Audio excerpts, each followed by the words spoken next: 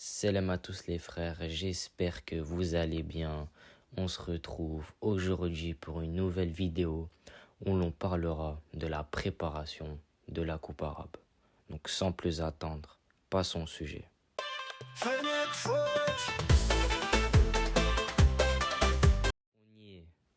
Dans moins d'un jour, c'est le début de la compétition de la Coupe arabe. Donc voilà, cette vidéo se passera en 3 étapes. En premier, nous verrons l'objectif de cette compétition. Ensuite, les joueurs algériens à surveiller. Et à la fin, je vais donner mon avis sur ce groupe. Pour commencer, l'objectif de cette compétition est simple. Garder le trophée.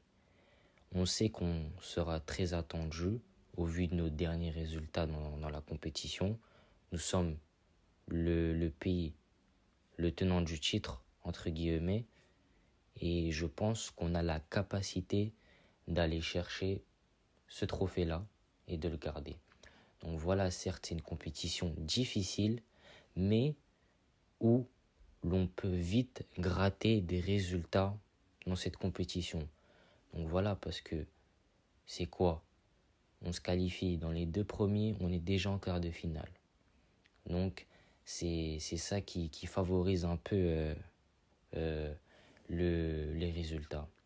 Donc voilà, l'objectif aussi, ça serait de prendre match par match, entrer petit à petit dans la compétition, pas trop se brûler, mais entrer petit à petit pour ensuite monter en puissance. Et voilà. Pour ce qui est des joueurs à surveiller, côté algérien, seront 3 joueurs. Pour commencer, je vais parler du premier. Voilà. Le premier, c'est Boulbina. Ailier gauche qui joue à Dohail, rapide, explosif, finisseur. Quoi de plus? C'est un joueur qui sera très très important dans le 11 de Majid Bouguera, auteur d'un triplé face à El Tihad en Ligue des Champions asiatique, où il est le meilleur buteur avec 5 buts. Ça, c'est très bien. Donc voilà, maintenant, ça sera à lui de prouver qu'il peut toquer à une porte en sélection nationale A pour une CAN, parce qu'on l'a dit, Petkovic, d'après certaines rumeurs, Petkovic surveille 3 joueurs pour la CAN, dont Boulbina. Donc maintenant, Boulbina a une carte à jouer et ça serait très intéressant. Le deuxième, c'est Adem. Voilà un Adem un peu oublié au vu de son style de carrière.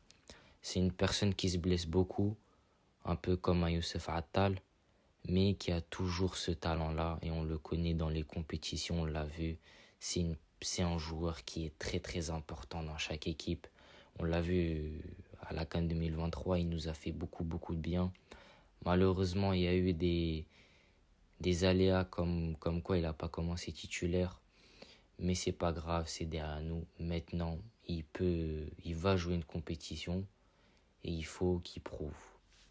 Et le dernier, c'est Berken.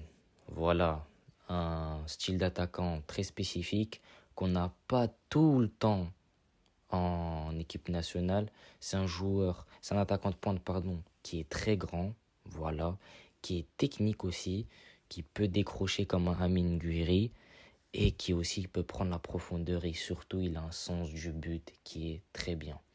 Ce joueur-là va faire beaucoup de bien dans cette compétition parce qu'on sait que voilà, un attaquant de pointe, on ne lui demande pas de toucher 50 ballons, 100 ballons par match, on lui demande de finir les actions. Et c'est ça qui est bien avec ce joueur.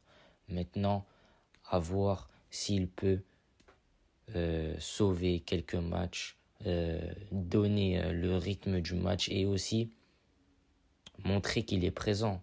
Parce qu'on l'a vu contre l'Égypte, Slimani ne peut pas commencer titulaire. Slimani ne peut pas jouer 60 voire 70 minutes. Slimani n'est plus capable de faire les efforts. Et Slimani n'est plus le Slimani d'il y a 4-5 ans. Donc voilà, maintenant, à lui de prendre ses responsabilités. Il a une carte à jouer comme Adil Boulbina. Pourquoi pas la saisir?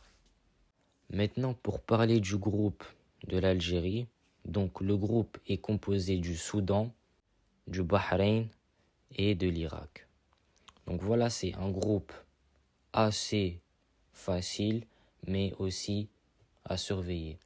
Quand on voit les autres groupes avec les grosses équipes, je pense qu'on a le groupe le plus abordable, mais où il peut avoir des surprises.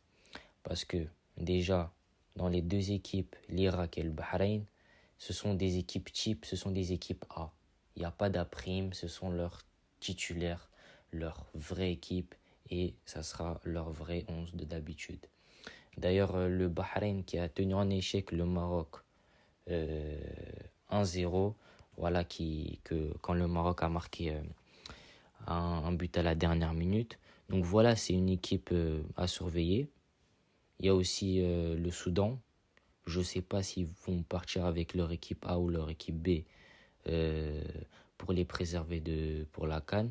Mais s'ils partiront avec leur équipe A, ça sera aussi une équipe à craindre et aussi une équipe qui sera capable de se qualifier pour les quarts de finale. Maintenant, on va voir. Je pense qu'on a les ingrédients. Le plus important, c'est de rentrer petit à petit, monter en puissance dans cette compétition.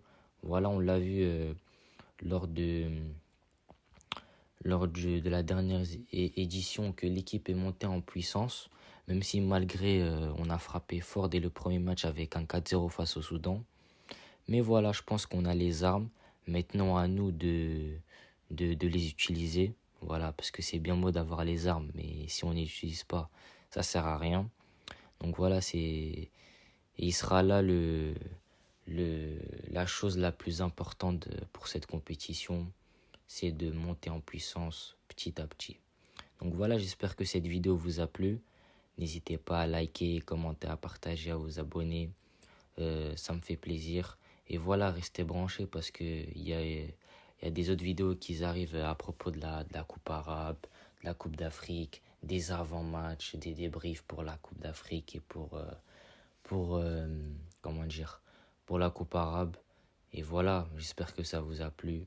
Sur ce, je vous dis salam.